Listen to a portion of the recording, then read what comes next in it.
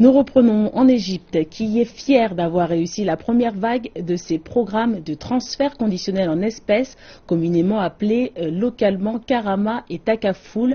Ces programmes ont bénéficié en mars à 1,5 million de familles égyptiennes modestes. Et quant aux performances, elle encourage le gouvernement à poursuivre son expansion. Takafoul et Karama sont deux récents programmes de transfert conditionnel en espèces que l'Égypte a initiés l'an dernier. Le but est de restructurer les filets de la protection sociale et d'étendre leur couverture limitée qui était d'un peu moins de 10%.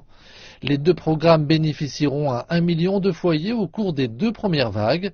Ces projets entrent dans un cadre d'envergure nationale puisque le ministre égyptien de la Solidarité sociale devrait restructurer les systèmes de filets de la sécurité sociale pour l'étendre à 3 millions de foyers. Nous avons débuté avec un fonds du ministère du Trésor. Un pourcentage du budget de l'État est consacré au filet de la sécurité sociale. Nous avons aussi un prêt contracté auprès de la Banque mondiale d'un montant de 400 millions de dollars. Nous avons atteint notre objectif pour la première année, soit 500 000 ménages, ce qui représente 2 200 000 citoyens. Cette première série est un succès. Le programme Takafoul accorde aux ménages une pension de 35 $, à condition que les enfants soient scolarisés. Les taux de participation doivent être maintenus à plus de 80% et pour chaque étudiant, le programme verse chaque mois 10 $ de plus. Le programme Karama cible, lui, différents bénéficiaires.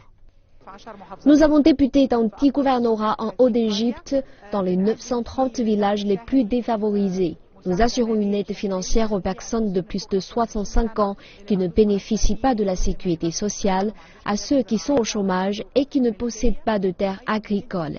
Nous versons aussi une indemnité aux chômeurs handicapés.